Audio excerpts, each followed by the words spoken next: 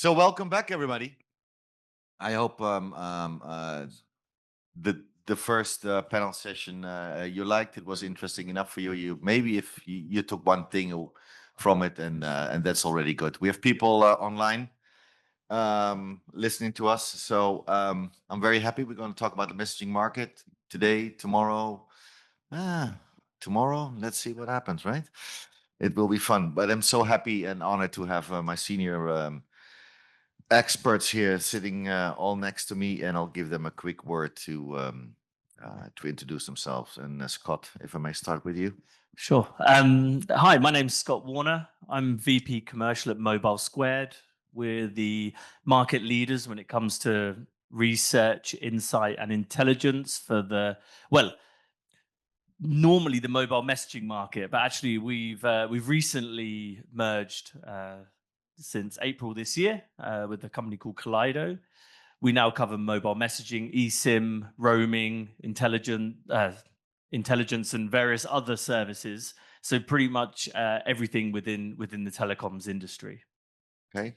Hi, good morning, everyone. Thank you for coming, especially those in the front table.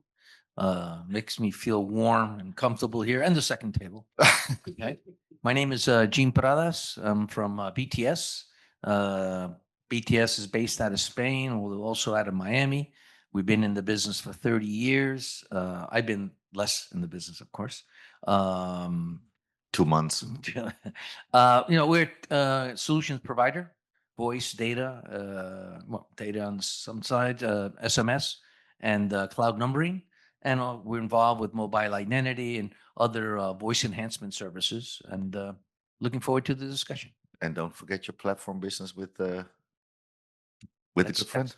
Yeah, that's all data. Everything is data, right? Anyway, thank you so much, and fantastic having you, Gene. Thank you so much for your time. Andreas. Hi, I'm Andreas Falke. I'm with Interactive Digital Media. We're 20 years in that business, roughly. We're doing messaging inside out, whether it's on the wholesale, the enterprise, or CPaaS messenger platform, all of this stuff. All of that stuff. Thank you so much. Cool having you. Paul. Hi, I'm Paul Palmer. I'm from Horde Systems. And we're basically focusing on A2P monetization services. We have an SMS firewall, and we help operators monetize SMS traffic and also protect their subscribers as well. So looking forward to the discussion this afternoon almost. It overruns, right? There is no lunch yet, but after this one, there is the lunch. Start this morning and finish in the afternoon. There you go, Paul. Absolutely. So who to start with? Well, with the researcher here next to me. Mr. Scott, messaging market. What's out there? What are the trends? SMS dying, RCS coming up, RBM. What's out there? Well, I mean, this is where our data, we're constantly updating what we see. We talk to hundreds of companies every year. Actually, we talk to almost 400 companies over the last 12 months. And what we see from the data is that the kind of SMS Armageddon that was originally predicted seems to be not coming to fruition as to how it was expected. Now, there's a number of reasons for that. Part of it is the kind of, let's put it this way, the underperformance of some of the rich channels that were expected to fly very quickly. The other one is just the sustainability of SMS as a channel and the way it's structured.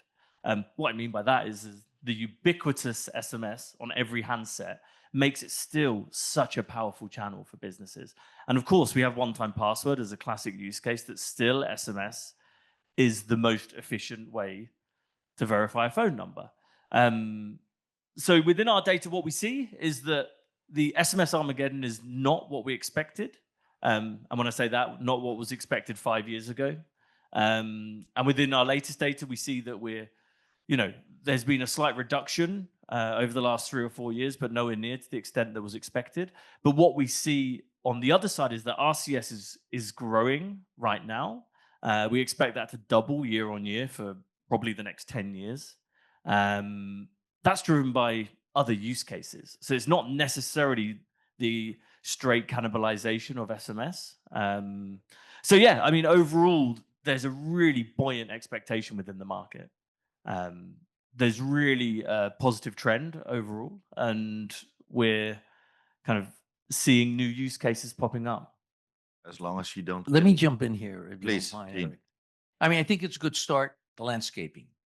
I mean, where are we today? Is messaging growing or not growing? Is fraud growing or not growing? All right. Different aspects of where we are. Hyperscalers. What's the influence of hyperscalers in this market? The big chunk of business, a lot of growth definitely comes from hyperscalers, OTP. You know, we talked about in the last session, talked about data centers. So they're already changing the landscape. They're into the cables. They're into the data centers. Where are we today and where we are? I mean, growth. I mean, yeah, you know, these guys are experts in data, you know, analytics, et cetera. Is whatever growth is there, is it real or is it not? RCS, okay. I mean, I always say 0 to 1 is 100% growth. There you go. All right. So RCS, yes, it's little by little. Apple came in. Now it's people are looking at it. Okay, But, they're but be influenced. fair, he said over the next 10 years. So Anything over 3 years is BS. wishful thinking again, as he mentioned as well. I mean, just you can't. Business models are not gonna, you know, it's not gonna happen like that. You know, I don't know. It's gonna interesting landscape. You know, the percentage between the domestic messaging and international messaging. I mean, RCS is definitely growing on the domestic side, but that represents, let's say, 85% of the business. International is a different aspect. You know, what about flash calling? Flash calling at one time was considered dirty or fraud. Now it's a business model. You know, hyperscalers are pushing flash calling. You know, they want to set up rates for 12 months.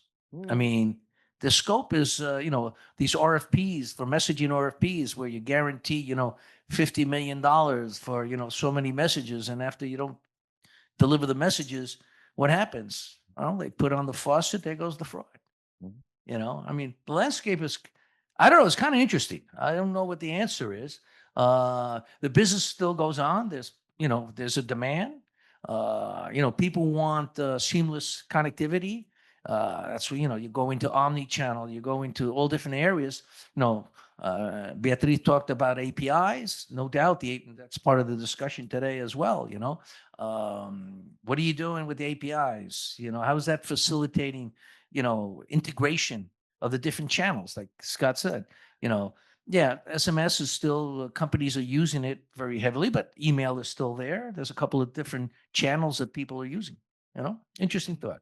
Okay, thank you for your curveballs and challenges to put on the enough to talk about, right? So whenever you want to bump in, of course, especially for table number 1, the grill table, we call this, you know, and exactly. So you're more than happy to come up with your questions. So Andreas, over to you. What already? Hold on, one sec. Need to stand up. Come on. I know your needs hurt. Scott, I have a question. You say that you see a little bit of shift away from SMS, even little. RCS is getting traction. But what I'm more interested in is what type of traffic is it? What is the content? Is it just that the OTP goes from one channel to the other, means it remains not rich? Did you make this research? What kind of content is delivered through RCS? Because this is, I think, very important to understand also what is the projection into the future for what is RCS used? Just another text-based channel, or is it really used for rich media? Thank you. Very good question. Scott, over to you. Well, yeah, so let's get into RCS. I think what we see is that there is, in the short term, a level of cannibalization of SMS use cases. So we see one-time passwords being delivered over RCS. This comes from arbitrage in the market. So what we see is that in certain scenarios where there's a pricing advantage of RCS, it can be used. That does happen. And we see that within certain mobile operators in certain markets who have departments that want to push RCS. Let's put it that way. But what we're also seeing is more and more use cases being built around things like newsletters. In Germany recently, they've just announced some new pricing around monthly active user pricing. That's later on. We have a discussion around creative models. That's now having some uptake. We see newsletters, we see promotions, we see some real life scenarios where those monthly active user pricing is something that differentiates the rich channel on the commercial side from SMS. So yeah, we see a little bit of a mix of kind of basic and rich messaging. In the long term, or even in the kind of 1 to 3 year timescale, we expect that there's going to be more and more on the rich side, and there's going to be more distinctive use cases over RCS compared to SMS.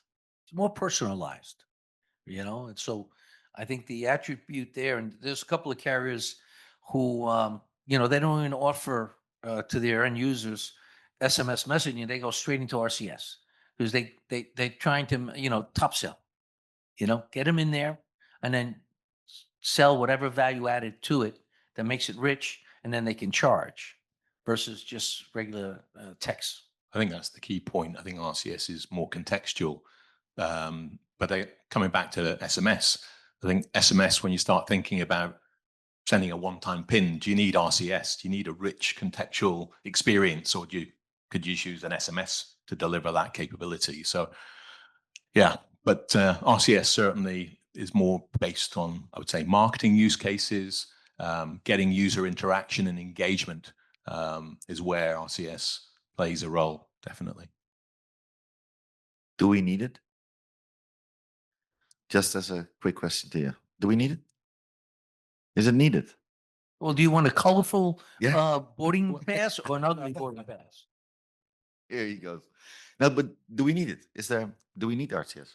Yeah, but maybe that's well, I'll shortly jump in because I'd agree with Eugene. The question is first, is the market growing or not? Where does it come from, and what drives actually the adoption? And as Scott put it as well, it's right now and that hits with a question from Fabrizio. So people want OTPs and they want to deliver it, and they want to deliver it as cheap as possible. So operators come in and say, like, listen, I'll give you some whatever kind of incentive to bring the cost down so that drives some adoption. Then when you look at new entrants in the market or new enterprises that are looking for it because they've seen and heard RCS now since Apple supports it by now it has become interesting for them. But that I see as well, it'll be a mixture of you two. That'll be a mid to long-term super growth from over-exaggerating. Now there's whatever 1 million messages a month, and that'll grow to 2, and that'll grow to 4. Compared to SMS, that adoption is still very, very low. But people will drive it in. And with you want a colorful passport or you want a scanned QR code. And if I can put it in my wallet, it's easy. And then I would do that. Whether I can put it into RCS or whether I send you a link with a V card, that's a different story. Mid to long term, I think it'll come, but it's still got a long way to go. Okay, well, because we were talking about, we went a bit into the RCS, which we can come back to. But on the landscape, what other trends do you see? What's from your point of view happening out there? When you look at it specifically with the OTPs now, it's, as you put it, I want that contract, I want that guarantee. So what are people looking for right now is, and no offense, I understand why the operators want to make money on their SMS or messaging. But the enterprises come in and even say, I want an OTP product. So I want somebody that delivers that PIN and converts it. And I really don't care how you do it as long as it's cheap. Whether you do a flash call or whether you do an SMS with an RCS and an offset and bring that cost down, all they look for, specifically when it comes to passwords, is a high conversion at a low cost, irrespective of how it's done. Okay. No. Paul, Yeah. with your head up from heart, coming from out of the security, right? Yeah. Kind of new to the industry, right? Kind of new. How do you see it? How do you see the messaging landscape, and maybe being a firewall vendor, and you sort of need to protect us, right? That's what you need to do. How do you see it? Well, how's your landscape? How do you see it? Well, one thing we haven't touched upon on the messaging side is the elephant in the room about high pricing in certain markets. exclusive deals, artificially inflated traffic. And I'd say those are the reasons why other channels are being successful, because the price is going up to insane levels that brands are looking for alternatives. So that's point number one. But isn't that driven by the firewall vendors in parts? Well, you could, yeah, the success of what we've done in the past, driving the uptake. But I wouldn't say firewall vendors are driving the price to extremes. In fact, what I'd say we're trying to do is protect the traffic. And actually, what we're seeing now with some of our partners is there's a realization that this isn't sustainable, and they need to look at alternatives. So, for example, looking at we call it differentiated pricing. So have different pricing strategies for different types of messages. So try and bringing back traffic to the channel, because it's been lost because of pricing mainly, and also the reputational damage done as well with the AIT and trashing and so on. And then the other thing we've been seeing is, this is a slightly different angle from a cybersecurity angle. If you look at scams and smishing, last year alone, Global Anti-Scam Alliance said there was 1 trillion in losses due to scams, and over half of them were due to SMS scams. And what are we doing to mitigate that? And one of the things we're promoting this week, not introducing but promoting, is being able to analyze the URLs, because what we're seeing in some places is, we'll just do a blanket stop URLs in an SMS. We won't allow it, which is crazy, right? Why don't you look and see if that URL, that website is malicious or not? And if it's not, then let it go through. You're actually destroying the business if you say you're going to block all SMSs. It's like brute forcing. So you can't block real traffic. There's a danger there. So you don't know if it's real or not. So you might as well just let it go. Because if you block real traffic, you can find yourself in a legal tangent. Okay. But my question to you is, like, why are the MVNOs raising pricing continuously? What's the rationale behind that? I am new to this, so I'm not sure I've got an answer, but what I would potentially say is short-termism. People are in the business for maybe 1 or 2 years. They've got targets to reach, and they just think about it. Yeah, and they're not thinking long-term. They're thinking very short-term, and they're not thinking about the sustainability. And actually, one of the last reports by Mobile Squared I really liked, where I saw one telco, which doesn't mention the name, where the ITR has gone up so high, the revenues tanked, whereas you guys Mobile Square modeled a scenario with the same telco. If they'd reduced the ITR rates and used different pricing for different message types, there would have been a 31% uplift in revenue over that 3 or 4 year period for that telco. Yeah, and you're probably familiar with the. Yeah, I just read it last week, and I thought it was fascinating. We actually just launched a service called Messaging Health Check that we run with predominantly with mobile operators, actually, but also we work in partnership with some of the firewall providers and actually some aggregators as well, where we are modeling traffic and in essence then modeling price elasticity of demand for messaging, and looking at what's the potential kind of perfect point of equilibrium for revenue for a network. We're running a workshop actually in 2 weeks' time with an operator group in the Middle East, where we're helping them to model their pricing. The idea being that some of the networks have had the short-termism that we've spoken about, which has probably worked for individuals in the short term, where they've made some good money, but it's potentially destroyed their markets when it comes to traffic, and it creates all sorts of other side effect problems when it comes to SIM farms, when it comes to AIT and kind of the incentive for fraud within some of those markets. So we're actually working now much closer with a number of different operators who are saying, we want to take a little bit more control, because there was also a period of time 5 to 10 years ago where they went, hey, Mr. Aggregator, give me some money and do what you want. There's a feeling that that's moving away, because what we also saw was that in the last 6 months, there's been regulators stepping in dozens of markets, including Ireland, the UAE, Philippines, lots and lots more. I think probably we could name 100 markets where regulators are saying, hey, we want to stamp down on certain behaviors. The UK have just announced that I think they're launching like a price fix. Now, what that means is that the operators want to steer clear of that stuff. They want to steer clear of regulatory intervention. So the way to do that is to just try and manage your business a bit more effectively. And we're helping operators do that all over the world.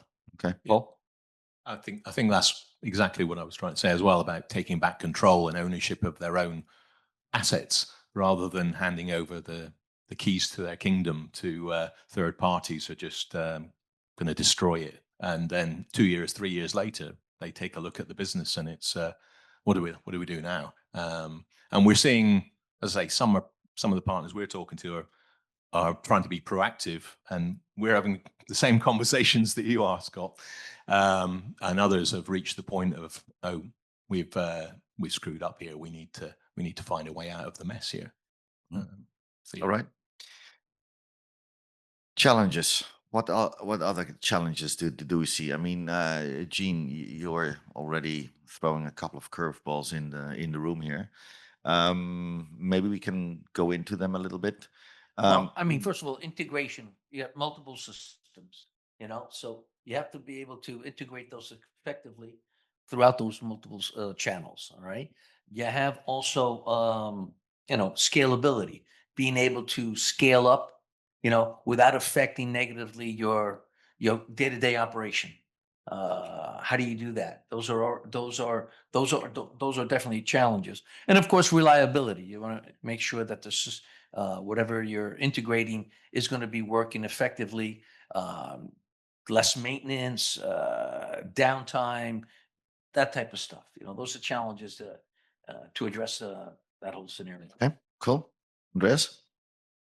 Well, I would go a little bit with the statement from Hot that you really need to find the operators. They got to rethink their model.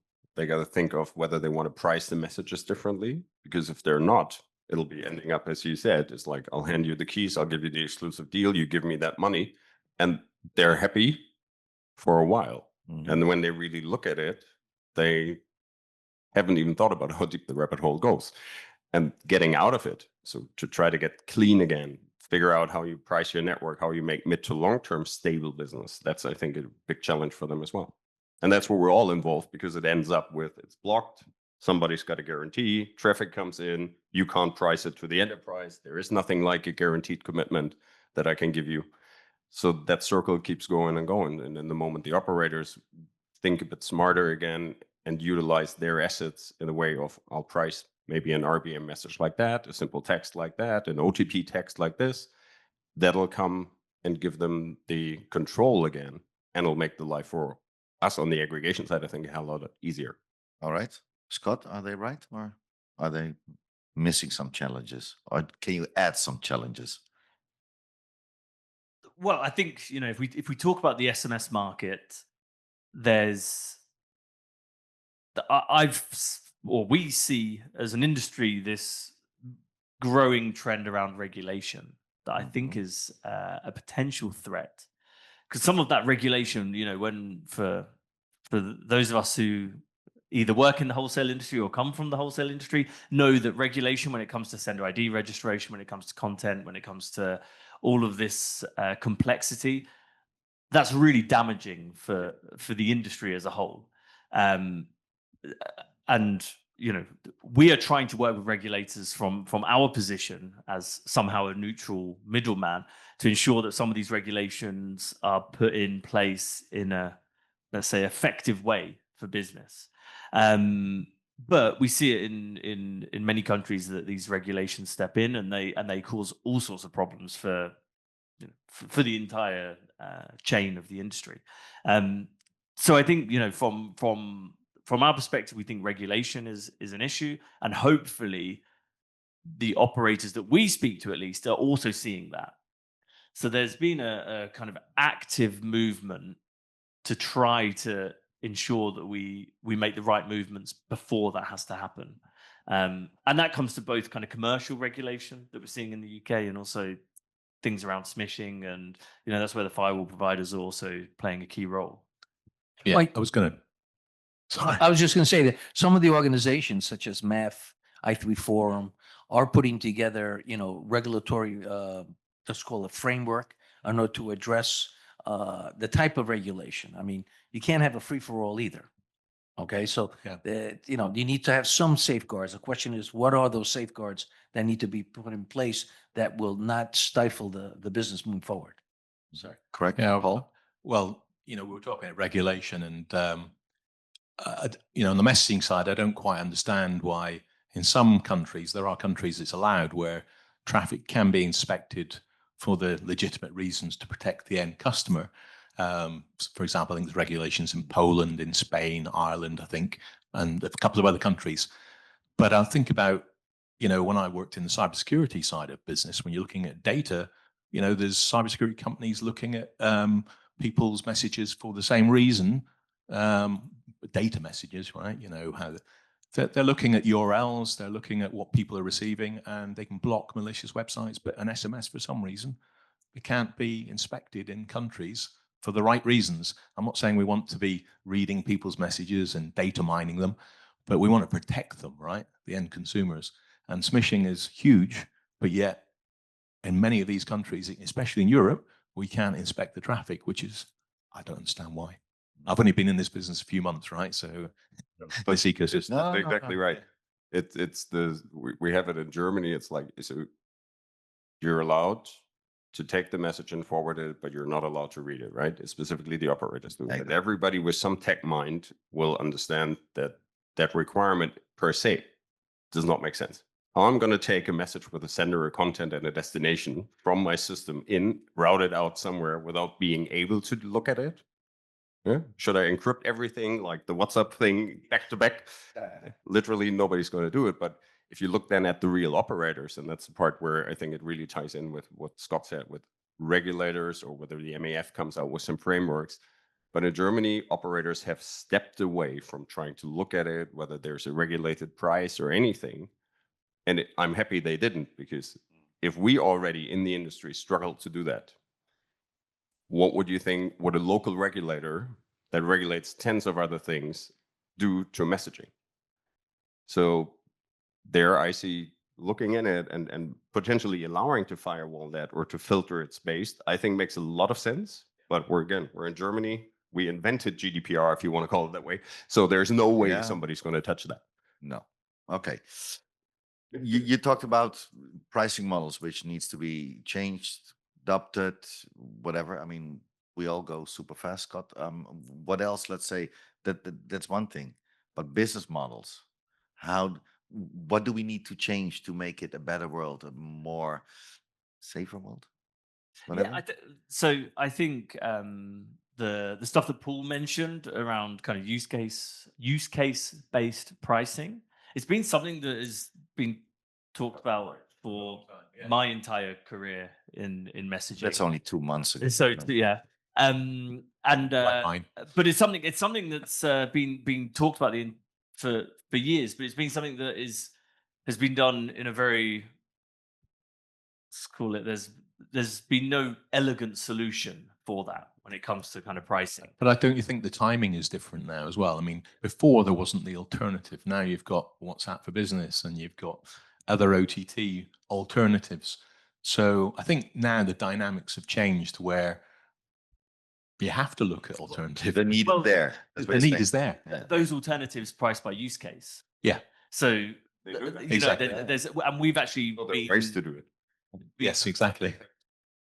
So we're changing our kind of reporting model in order to try and build some kind of homogeneous reporting across the use case to ensure that it matches across WhatsApp, RCS, and SMS as the 3 core channels.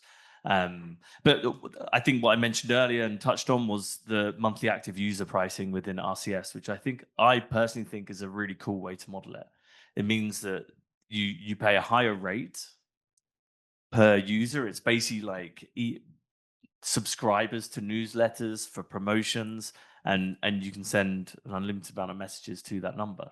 And I think that's a really interesting, and that's a creative model that's actually live and like happening today in the market, because a lot of these things have been talked about, but we've got very few actual real life use cases. Jean, you want to comment on that? Well, the first things that come to mind, I always think that, we all talk about trust, right? So, I mean, if you want to be successful, people have to perceive you as being trustworthy, right? Mhm. Then you come with all these alternate channels. How do you project trust in the market for whatever channel you're using? All right, so that the end user feels comfortable in whatever you're doing with their product. I mean, they can have confidence in that customer experience, basically. You know, um, I don't know that. I mean, that's the question up in the air of how do you grow that trust using the different channels that are available. That's gonna at the end go repeat business. Mhm. Okay. You want to add something to Scott, right? Paul? Yeah, Yeah. I've now been distracted by this. So, Yeah, but it- that's what he did already Yeah. his whole life. And I'm happy for it. But I That's mean, why he became where he's I think become. the trust thing's an interesting one, and I think this it comes a little bit cybersecurity. And I was looking the other day I saw Airtel have just launched a service where they're able to protect their customers across all the different channels. And I think from a telco perspective, at least, I think cybersecurity has a role to play there in the element of trust and credibility and so on and so forth. So being able to portray a message that they're able to protect their customers in a certain way. And now I remembered what Scott said about the business model being interesting about active user models. In cybersecurity, certainly we were being pushed in that direction, that we would only get paid by the telcos for the subscribers that were using the service rather than the ones that were paying for it. But then I think there's a role to play on both sides there as well, because consumers on that side, if they're using an application, they have to install it, they have to know how to be protected. So yeah, there's a balance there. It needs all the stakeholders to be involved. But All right. Moving a bit to the APIs and capitalizing on it. I mean, Scott, how and what can we expect from utilizing APIs in correlation with the new services on demand? How do you see them? Yeah, I mean, I think again, if we talk about kind of authentication, we see, and on the previous panel there was a really deep discussion into this stuff. But Thank you. yeah, but when we talk about authentication, we're seeing kind of operators launching new products over API, and those are, in a sense, it's kind of dripping into the market to some extent. So I think there's a way to go until we have that kind of launched. Obviously, we then also need that cross operator within certain markets that doesn't necessarily exist. So when we look at authentication, but we'll see that there'll be more and more core markets where that'll act as not a replacement for one-time password, but potentially as a separate product, let's say. But yeah, I mean, within that, I think the market's very early, from what I see, and yeah, so we don't really know where that's going to go. Okay.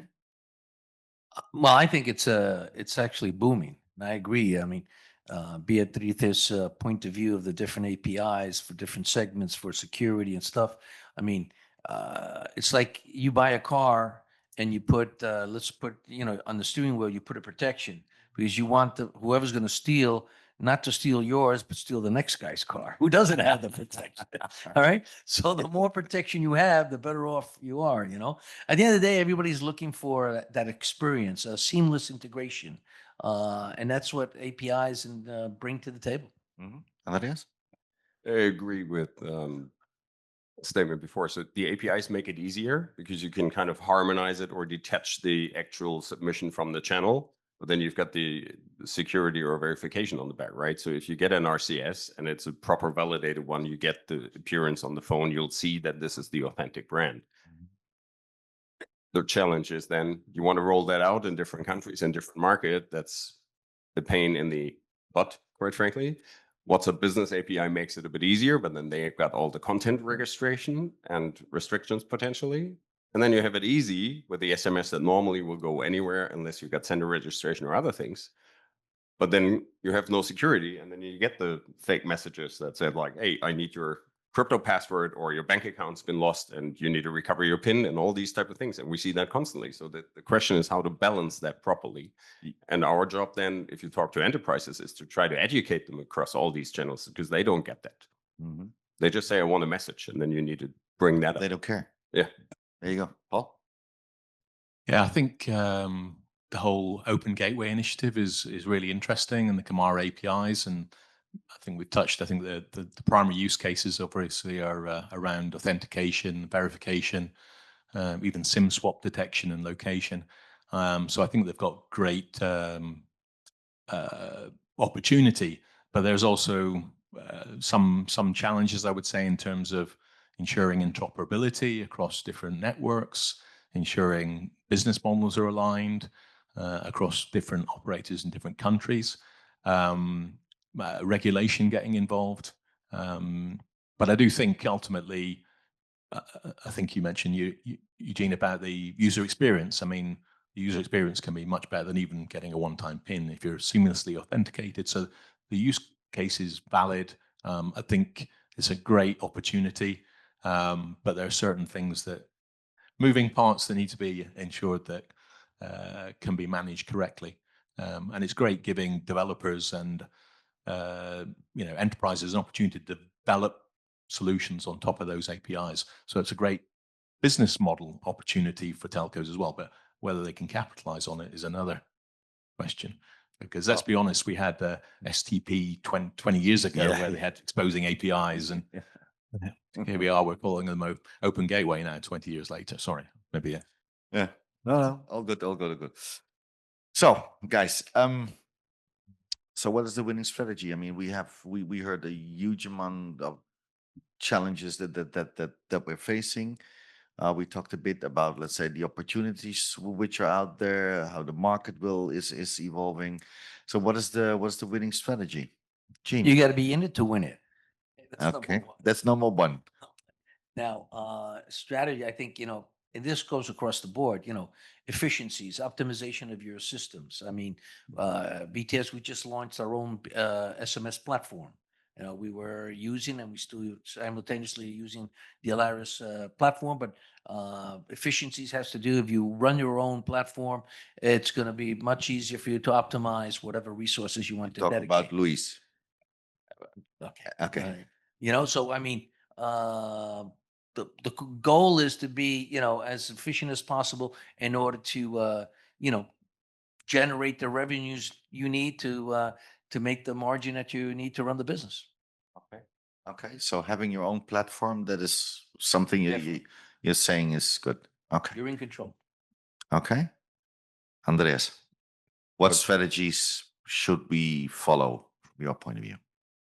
Well, the thing is, for enterprise, I think it's really a bit what Eugene says, or whether you've got other software vendors, you really need to kind of understand the use case for the customer. And either you have a platform that's able to kind of deliver these kind of things, or if you do it yourself, you need to be able to actually then build it on top so the customer gets what they want. And that'll be the path to growth. And if what we're doing is kind of, again, we try to abstract all these complexities of registering the API, getting the template approved, and looking at that on any message.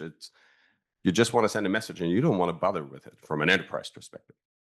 And then when you look at it for the wholesale, it's really, I think, either same thing applies just on a different layer. If people want a pure OTP connection route and nobody cares how it's done, then it comes again to your platform intelligence and the data that you have available. That's what I think.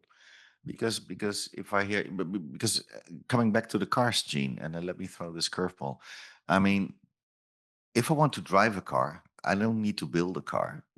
Even though they're building my own car, I know exactly all the bits and bolts. But maybe I'm an operator. I don't want that. I just want to, buy a car and use it and drive it as fast as possible. Right? So what is the advantage of having, let's say, your own platform and developing your own platform and having a humongous amount of money to invest into it constantly, over somebody who has platform, and that's his core business, to build the platforms, make sure it's updated, and you rely on that one. Is there less reliability from your point of view? Well, first of all, the cost is not there. I mean, nowadays, it's not as expensive as you're picturing it. Mhm. Okay, you have But I have a colorful passport, so that's with why. that. Well, you're in the driver's seat. Yep. You need the customization, personalization. You can do that. Rather than a white label off. Well, I mean, there's flexibility in everything. Mhm. Okay, I'm not saying there isn't. But it's like okay, you want to build your own car. Well, what happens if you need rare minerals and you don't have the rare minerals? Then what do you do? I drive a combustion engine. I like my mean, Italian cars. Sorry for that, but I just love them. Actually, the example I think is not that bad, right? No. But you drive an off-shelf car or you have a custom one. Mhm. And it comes both down to what's your feature requirement, what'll be your total cost of ownership, and what's the time to market. There'll be numerous use cases where I think as well, the off-shelf car is definitely going to do its job. But then maybe you've got a specific requirement. If you want to put that on your off-shelf car, so your leased platform, you might either disclose business intelligence you want to have, or you have a latency to get that developed. Mhm. And if it's a complete proprietary thing, you're most likely better off than building your own car. Okay. But I think it's a really use case by use case decision. Okay. Well, what Yeah. what strategy should we follow? That was the main question. I mean, coming back to, I think the core point of the discussion was about messaging as well. And no disrespect about the car angles, by the way, and references. It's really cool. It's always my fault. You know this, right? They're always blaming me, but okay. Well, I think I touched on this before. I think it's harder work, but from a strategic perspective, if telcos want SMSs to be sustainable, they need to take back control.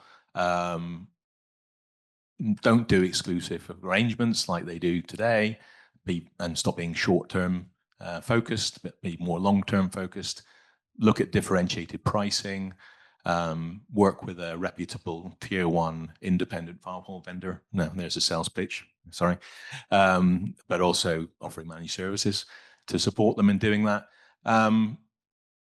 Yeah, and I think those are key elements. And I think the hype about SMS being dead and dying is hype, but there is a point where operators do need to make changes, and we're getting to that point now because there are alternatives, and there's a point of inflection where they need to decide to make change. Otherwise, they're going to risk their decline even quicker than it could be, if that makes sense. Yes, it does. Of course. Okay. Coming a bit to the end, because here I'm curious what Scott's going to say about that question. I was about to give him that shot.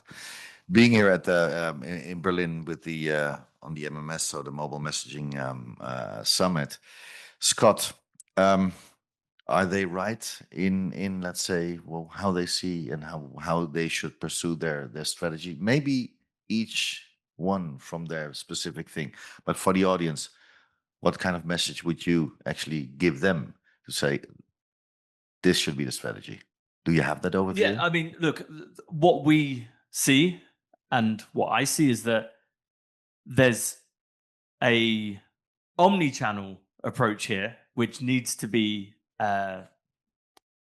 capitalized on. So we see that SMS is still there. It's still important. It's still important that it's managed correctly. SMS is actually more and more complex. So that takes more and more management and more knowledge within organizations. And we're seeing and supporting businesses to ensure that they grow their SMS business. Alongside that, we have all sorts of new use cases popping up around RCS. If you look at the overall business messaging market, there's huge amounts of growth over the next 5 years. And a lot of that is driven by RCS and rich messaging. The foundation is SMS. You have RCS sitting on top. We have WhatsApp as well as one of the core channels. And there's channels popping up as well. It might be Viber in certain markets. It might be Telegram in other markets. And we know how quick these apps come, to some extent, come and go. But But at least, you know, when new entrants come into the market and there's opportunity, what that means is it's from our research and the insight that we have, we see there's a huge amount of incremental business from the alternative channels. So SMS is still the foundation, it's still the core to a lot of the messaging industry, but on top of it, all of these channels are additional opportunities. And when you look at things like the business models that have been introduced by the rich messaging guys, there's great opportunity to make money there. Oh yes, oh yes. Okay, gentlemen, coming to an to a closing round, and I always would give you the opportunity to share your message with the audience. Is it here live in Berlin or is it online? What would be your takeaway, Paul? If I may start with you, what's your takeaway for the audience as a closing statement? I've been put on the spot here. I thought I covered that in the last message, but anyway, I think I can echo what's been said so far. I think there's a great growth potential in all the different messaging channels, and operators have a great opportunity. They just need to play the game correctly, get the pricing right, get the balance right, use the right messaging for the right type of message. For example, as I say, why would you need RCS for a one-time pin, for example? If you get the price right, SMS is a perfectly suitable channel, the most ubiquitous channel to send a one-time pin, for example. So why wouldn't you use it? But then for more contextual use cases, marketing, consumer surveys, then of course RCS and other contextual-based channels might be more suitable. And it's getting that blend of channels right and keeping the pricing sensible to maintain sustainability on their core business like SMS. Thank you. Yes. Well, I agree in the way that we have quite a big potential in the market when you look at it with RCS and RBM or WhatsApp and all these rich channels, if you want to look at it. Our challenge, I think, or goal should be to kind of you need to connect and educate the operators on that end. And then the other part is that you need to build APIs and educate the enterprises on how to use that. And I think that's actually, as they're the ones that are out of that market, it's part one, educating them is the harder part. They don't understand all these different things. So it's a way longer process there. And if you look at how long it takes to educate actually people that should know it, the operators, I have a divided perception of how fast that's gonna go. And on top of that is, I think, the challenge that you need to build APIs that are easy to integrate for these people. Because if you give them APIs for all these different channels, it makes it a hell of a lot harder for them to actually come up with that. And that's why we if we want to preach to the choir and promote our business, that's what we have. So we offer unique harmonized APIs where the channel is completely decoupled from it. Because you'll always have a sender, you've got a content, you've got a message, you maybe have some add-on data or links or peaks on it. And as long as you can just submit that in a simple, harmonized way, and the actual enterprise doesn't have to care about it, and the platform then handles all of that, that takes away at least some of the friction that's in place to actually make that the proper and prosperous business model. Okay, thank you. Gene? Well, I think Scott hit it right on. I think that's it's the foundation. Let's face it, SMS, is the service that anybody in the world can access. It's there. Everything else, you may need a subscription, whatever the case is.